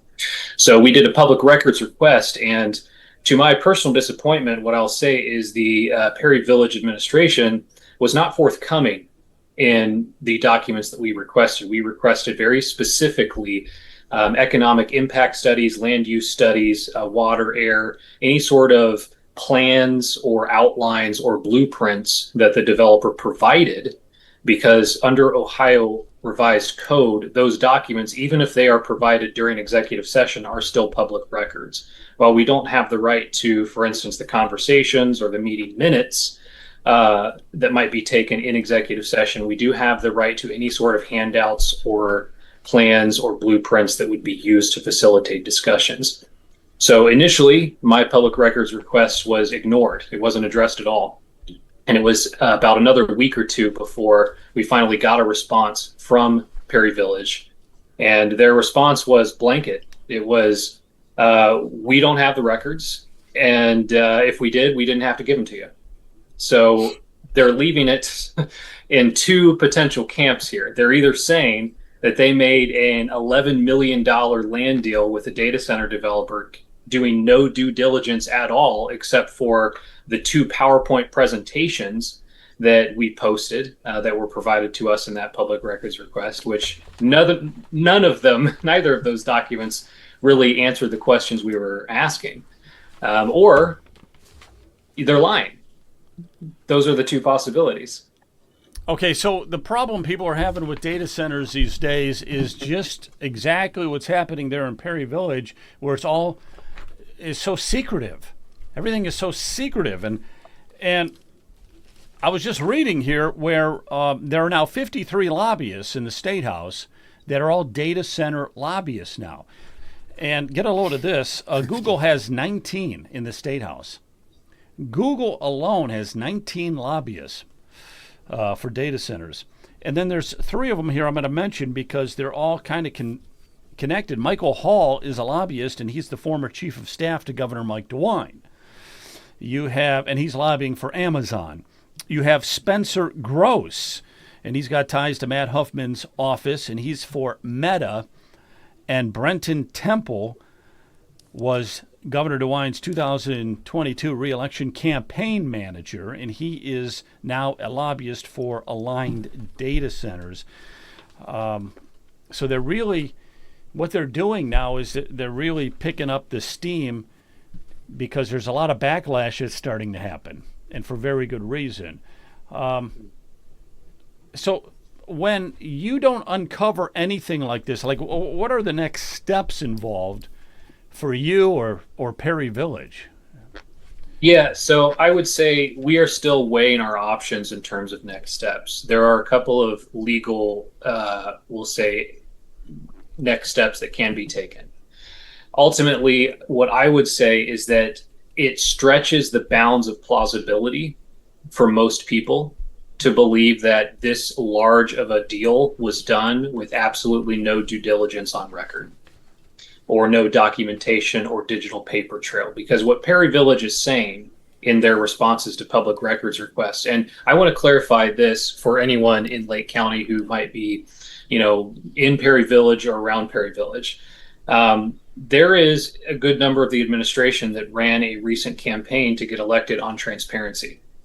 And in my opinion, and I think the opinion of many readers who will check that article out, they might find that statement to be alarming, considering the response that we received from a public records request. But I think it stretches the bounds of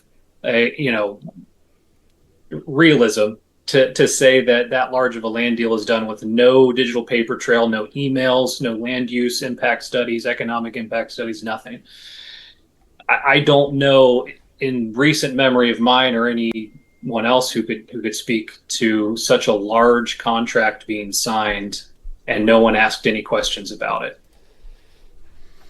Yeah, absolutely. There. Go to you guys. All right, so Jonathan there. Yeah, how you doing, Jonathan? Yeah, so I'm just going to chime in with a little personal perspective that speaks directly to this.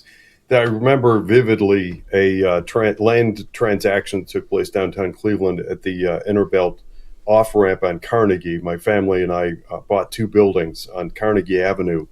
And my dad in particular, the hoops and hurdles and all of the documents to fill out, and we were putting in some machinery there, nothing like data center, and we certainly weren't using water to clean or cool anything. But there were environmental studies, all kinds of stuff. It is just ridiculous to me and does not at all come anywhere near passing the smell test to think that something as huge as this, and that was just 2 small buildings, downtown Cleveland, among all the hundreds of thousands of buildings in Cuyahoga County. In Lake County, it is not fair to think that they just don't ever, that they don't do any form of due diligence when you're looking at a land transaction and a business deal like that. And similarly, and one of the first questions that comes to mind, because we keep talking about these tax abatements, setting aside for a moment the intended application of these AI data centers, which everyone should be alarmed by, and where it points us, the whole notion of economic development. Well, what in the heck is that supposed to mean? I've looked it up and we've talked about it a bunch of times. Most of these data centers, and they're just a big warehouse full of machinery that just runs and cranks all the time. And so you might have 15 or 20 people there. It's just a ballpark guess based on the estimates that I'm seeing online for data centers. So if you're opening, that's like, what does a McDonald's hire? What do they employ? 20 people? It's probably about the same as your average fast food restaurant. So no, this is not some sort of boom to hiring or something. I don't see it. The last thing I'm going to throw in there, I don't do this often, but I'm going to put a plug in for Unwoke Academy, because we're talking about that another podcast that I do. There's a lot of talk about about tax abatements and shifting the tax burden onto the backs of Ohio taxpayers. But there's another element, and that has to do with funding the infrastructure for AI data centers, and that points to Wall Street. We're covering that. We've got 3 episodes that we've just released at Unwoke Academy with 2 more planned. That is another key element, and I'm hoping putting the plug in for Jeff as well. I hope Jeff and the Ohio Register cover that as well. But you're seeing people like Ed Dowd, Patrick Wood, and other people who are contemporaries of mine also talking about the whole spider web of these AI data centers. So I guess summing up my point, I'm with Jeff on this. It doesn't pass the smell test. Yeah, absolutely about that. Right. No, it really doesn't, because and we've kind of gone over this a little bit too. It's like, okay, people have been saying, where's this economic boom going to happen other than those construction jobs? After it's built, you're not hiring a whole lot of people, and they may not even be from Ohio. And then they're getting the 15-year tax abatement, the sales tax. They don't have to pay for any of the materials they buy for the sales tax. And then in Perry Village specifically, the mayor did an early on NDA, and he's quit, if I'm not mistaken. He's resigned over all of this. But shady dealings, shady dealings all the way around. Let me go over to Brian. Is that part of politics? Shady dealings. I can't believe it. Yeah, I've got a question for Jeff. As far as the data centers, I understand we have about 200, and they say, well, they're smaller data centers now, and they're bringing in larger data centers. How many data centers can Ohio support? If we've got 200, can we support 2,000? Can we support 20,000? If they're going to be such a boon for the state of Ohio, how many can we really support? My concern truly is the natural resources that they're going to consume and the electrical costs that I think is going to be thrust on the residential. And I don't see where the economic boom really is going to happen. Now, I know our friend Tom Z is all in favor of these, but I'm not convinced in my mind. Maybe I don't know enough about them, but whenever these large corporations come in and say, we've got the greatest thing since sliced bread, this is going to be great for your community, I just don't believe them. Yeah, I don't believe them either. And don't forget, the State House has 56 data center lobbyists now that are hovering around there like vultures. Which you always need advertisers when it's such a good deal, right? It can't speak for itself. To Brian, to your question, I have my opinion on the matter, and I'll say that. And perhaps it is a bit extreme, but in my opinion, we can't handle the data centers that are currently here and are planned to be here, the ones that are already on paper. Everyone has already seen the massive energy cost increase, because despite some of these centers saying that they're on generators or that they're going to be self-sufficient, they're not. And we're all bearing the brunt and cost of that. In addition to that, the tax abatements and financial incentives and subsidies that we are, we'll say, using to incentivize these data centers to be constructed, they have to come out of something, which means that all of those funds and financial obligations that we have to public services go on the wayside and on the back burner in order to facilitate the construction and the placement of these data centers here.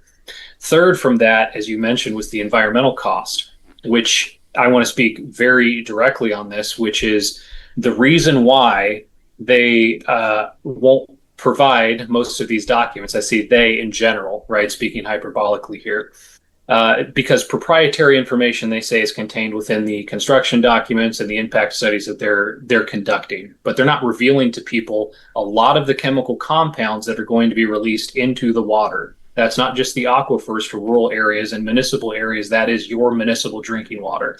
If they don't tell you what chemical compounds are going to be flushed down the sewer, then your local municipal water treatment plant doesn't know what to check for and what to clean and what to purify out.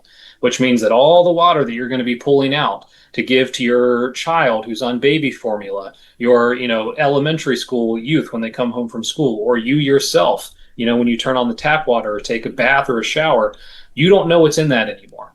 And this is a very dangerous situation. So the idea, that these are the greatest things than sliced bread, or that we don't need to know this information, is preposterous to me. And to answer your question again, I don't think we can handle the ones that we have. I think we need to drastically roll this back. And we are building these facilities to plan, as I think Jonathan had spoken to plan for something that isn't here yet, a mass surveillance state, essentially. Until that happens, their usage and their, viability in terms of whatever they're supposed to be generating or doing for the general populace is non-existent. Yeah, I agree with you.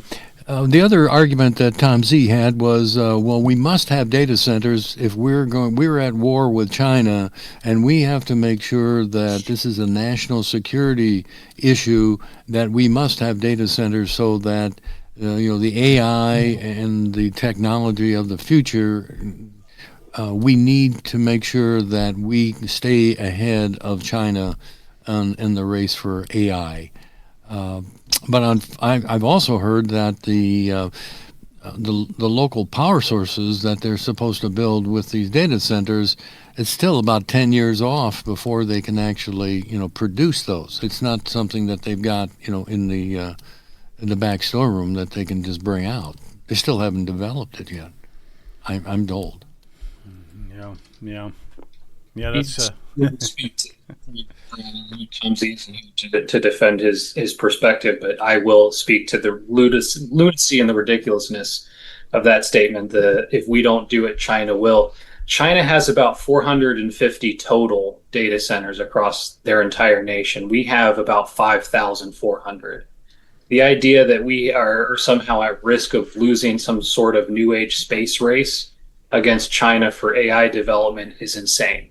It's an argument that I see people like, what's that guy from Shark Tank? that Shark Mr. Tank guy Wonderful, talking is that about. his name? Mr. Yeah, Wonderful? Mr. Wonderful. I can't remember his name. I don't care to remember it that often. But that's the kind of stuff that you hear from those kinds of individuals who are financially tied to the operation is, if we don't do it, China will. Well, okay. What is it that we are expected to lose out if we somehow don't continue building even more data centers when we're dwarfing them by thousands? It's hundreds and hundreds and hundreds of percentage points above where they're even at developmentally as a nation. It's an asinine statement, in my opinion.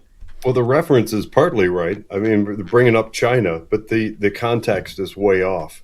The purpose in bringing up China is to create a destination that people like Gavin Newsom are openly drooling over.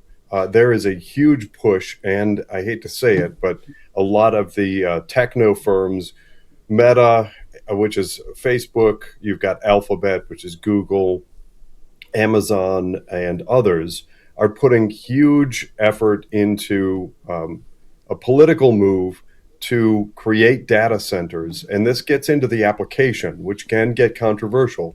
There are people that think that in order to be able to continue to use AI on your phone, that we're going to have to build out orders of magnitude, huge, large data centers. That's just fundamentally false. The data centers that we have are sufficient for the purposes that we're now using them for.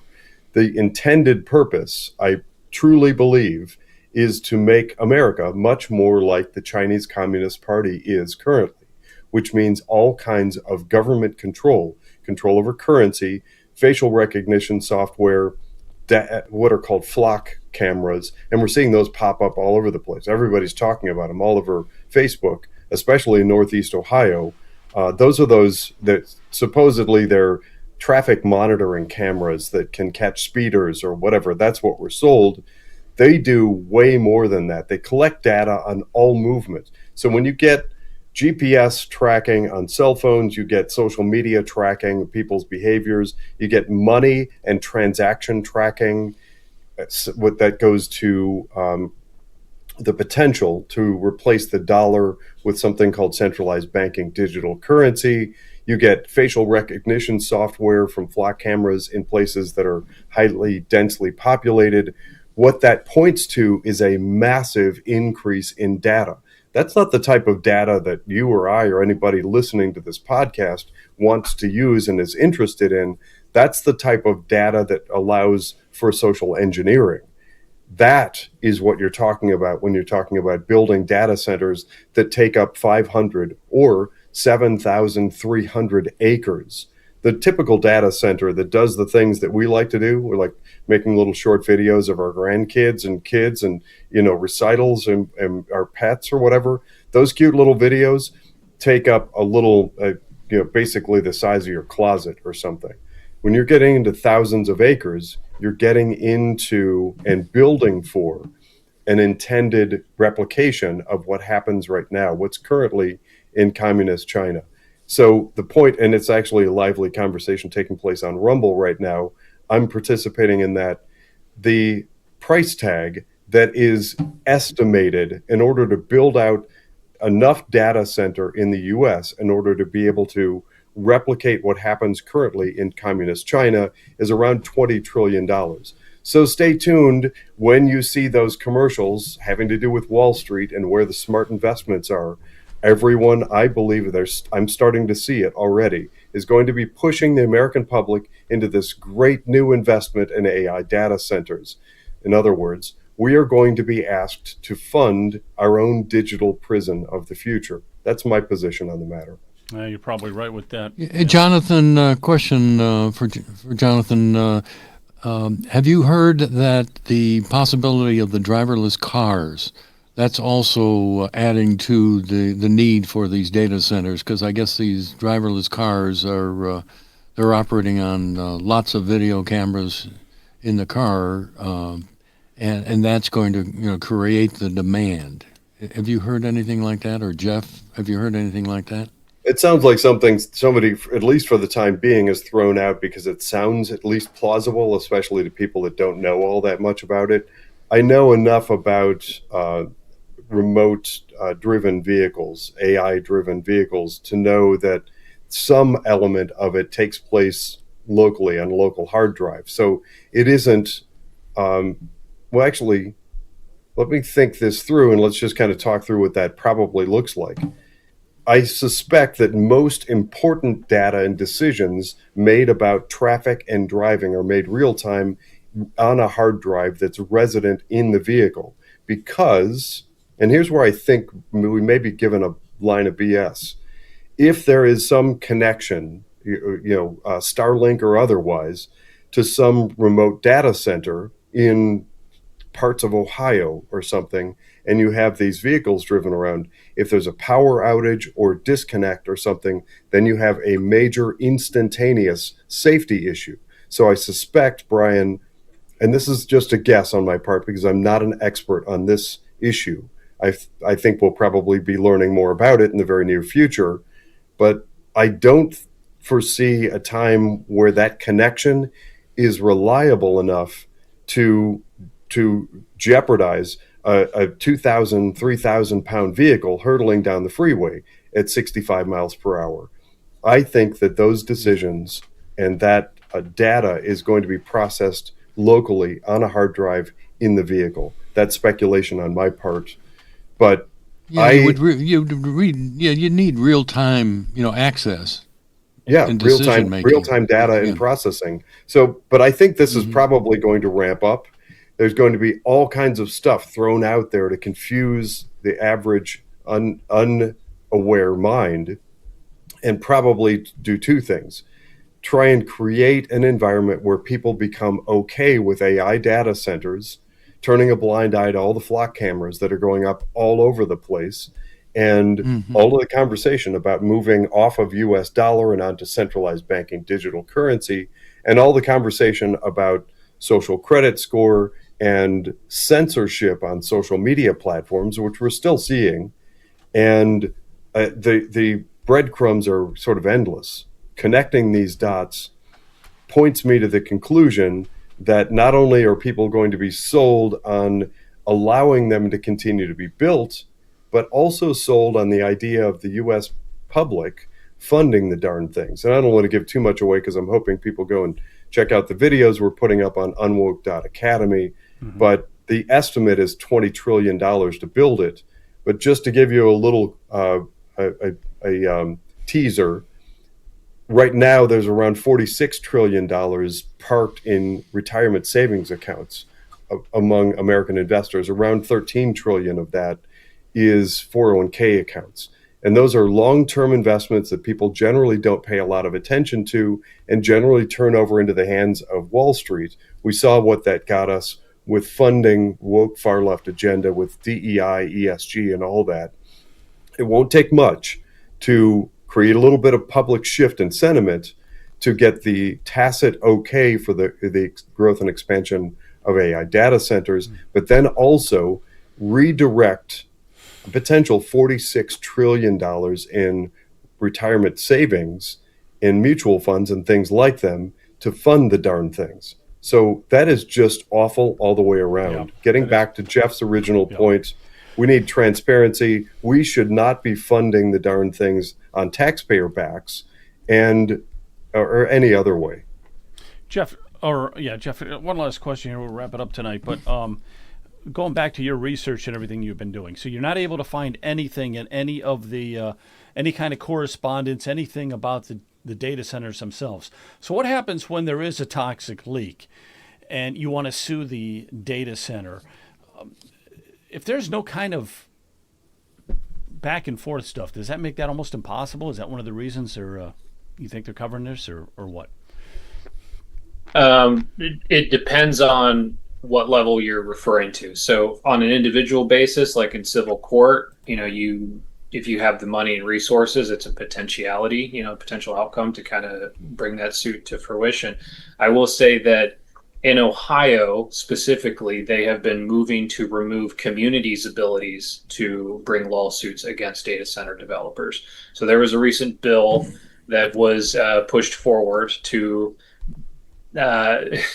basically outlaw community's ability to sue a data center for what they say is like unlisted or unintended community damage, whether that be pollution of an aquifer, damaging of municipal water supply, PFAS contamination in the soil. They wanted to remove a community's ability to sue over that. And in the bill, they use very vague language to refer it to product damage. Right? Because they didn't want to specifically outline data centers, but the vagueness of it can be applied to data center developers. So it is something that the legislator is very much aware of as a potentiality there.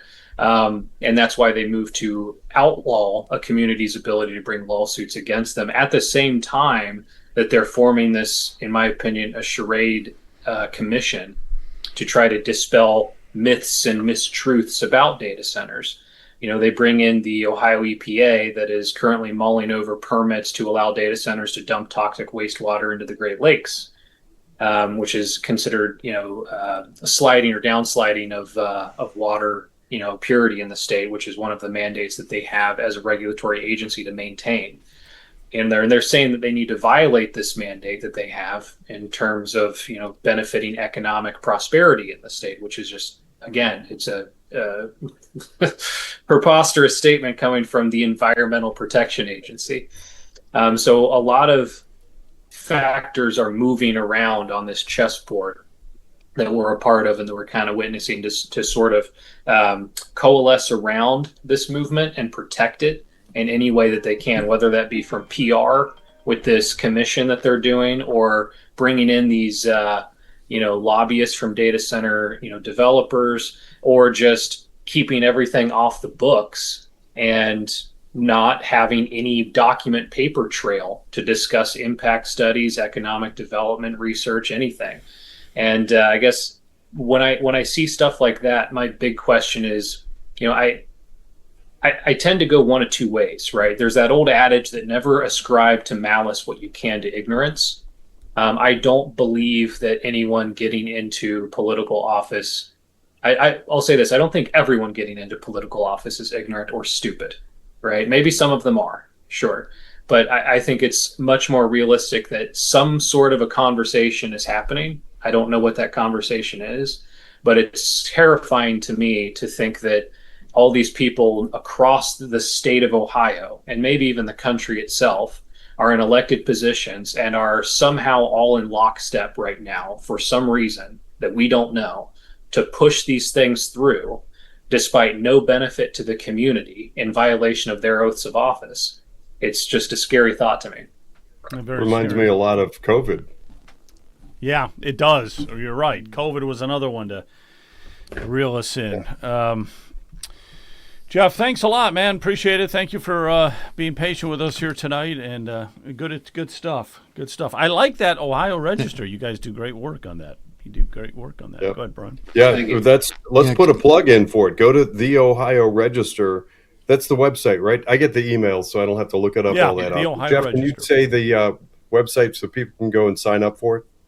Absolutely. It's theohioregister.com. There it is. theohioregister.com. Right here. All right, guys. Well, have a good night, everybody. You know, I got to leave you with this the immortal words here. I got to find it. Thanks, Jeff. Appreciate it very much. Keep us informed. Thanks, everybody say good night. Everybody say good night. Oh, here it is. Good night, everybody. Why?